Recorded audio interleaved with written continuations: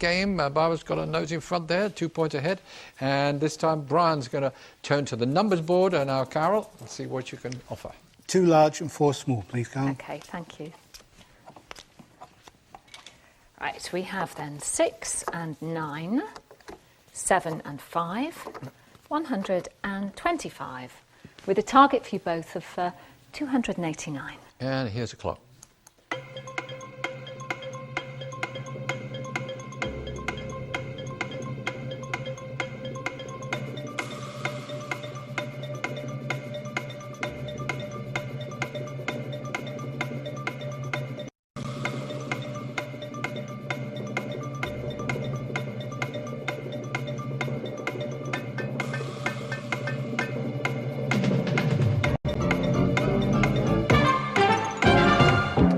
Right, 289, Barbara. 290. 290, Brian. I think I've got 289. You think? You want to go for it? Yep. Okie doke. You want to call it out, please? See where I went wrong here. Come on, Brian. Yep. You're going to have to hurry, you, Brian. Yes, I know. I think the time's out No, now. we're out of to go, time. we have to go to you, Barbara. 290 you're going to try and call. Yeah, 9 minus 6 is 3. 9 minus 6 is 3. Times 100 Is obviously 300. is 300. Subtract... 25, maybe? No. No. I don't think you can. I don't think you can do it from there. No. My love. No. Well, Carol, can you get us out of this? I think what you probably had done is said 7 minus 5 is 2 and done something previously. And anyway, yes.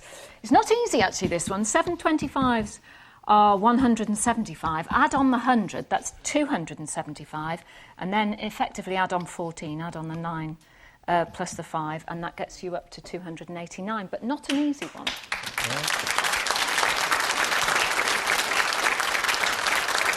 And our girl did it again. 17 playing 19. Barbara's got the lead. John, nice to have you with us. What are you going to talk about today? Well, actually, I was going to talk about something totally unrelated until Carol mentioned working on a local paper many moons ago.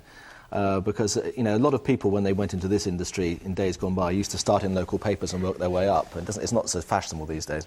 And when I started off in Lincolnshire, I was petrified of the news editor that we had, who was a really hard-nosed Yorkshireman from the old school, and he used to call me graduate the whole time. And Carol can maybe empathise with this a bit, actually, but we used to have these morning ideas meetings where people were supposed to throw out great stories that we should be covering that day for the evening paper. And he'd always say to me, "Any ideas, graduate?" And I'd sit there going, "No." And, but if you did the early morning shift, it was your responsibility to ring the police, the fire brigade, the ambulance service to get all the incidents that had happened overnight, you know, the road crashes and cats up trees and all that sort of stuff. And this particular Saturday morning, I rang the county police, the city police, the fire brigade, the ambulance. I rang everybody, and they said it had been the quietest evening on record. And the editor was going to come in at 8:30 in the morning and say, "What you got for me, graduate?" And I was going to say nothing. And I thought I couldn't bear this kind of explosion that was going to happen of abuse that was going to be raining down on me. And I was getting more and more desperate. It's kind of 6:30. I've got 2 hours to try and conjure up a few stories from somewhere, and there's nothing happening. And in desperation, I rang back the county police again and said, "Look, I don't believe that in a county of 500,000 people, between Grimsby and Stamford, nothing happened on a Friday night. You must have been called out to one incident at the very least." And the guy, who obviously, you know, was about to get towards the end of his shift and really didn't want to be bothered by the local newspaper bloke, said, "I'll have a look for you." So they had a look. Anyway, he said, "Yeah, well, we've got a small car explosion for you." And I said, "Listen, I'll take anything." He said it was on Carline Road in Lincoln. I said, "Yeah?" He said, "It was just a beaten up old Ford Cortina." And I said, "It wasn't OHT 17F, was it?" And he said, "Yeah, how do you know that?" I said, "It's my car!"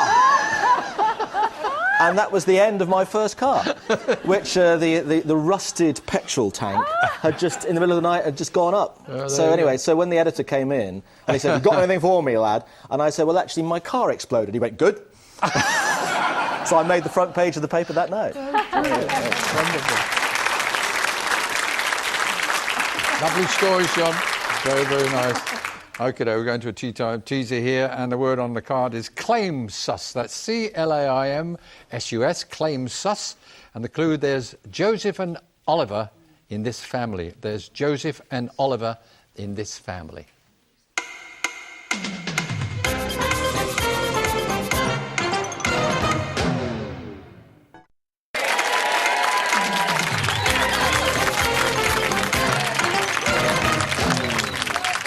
The word on the card was claim sus, claim sus. The clue, there's Joseph and Oliver in this family, and the answer, musicals. You got that, didn't you? I'll move on and we continue with the game, and Barbara's going to put some letters up there for us. Start with a consonant, please, Carol. Thank you. T. And a vowel. U. Consonant. R. Consonant. A turn, do a turn. Vowel. N, that is. Vowel. A. Consonant. T. And another. D. Vowel. A. And another vowel. And another one, yeah. Not too good, is it? And O. Right, here's a clock.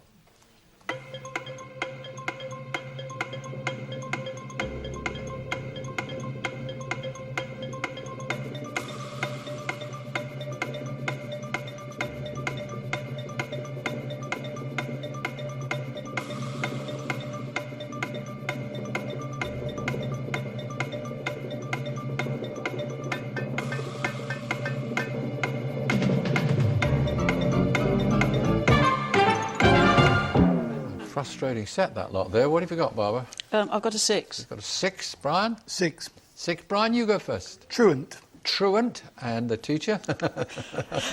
And I've got rattan. Rattan. Cane. Rattan. Yep, 2 A's. Rattan, Very yep. good. And what have we got in the corner, John? We've got Datura. It's a shrubby annual plant with large, erect, trumpet-shaped flowers native to southern North America.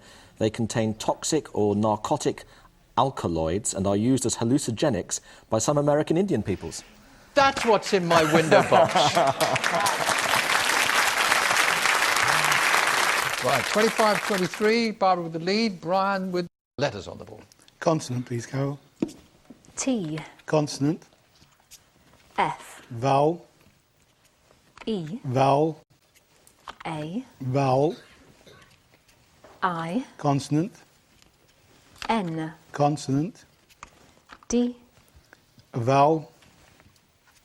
O. And a consonant. And T. And here's a clock.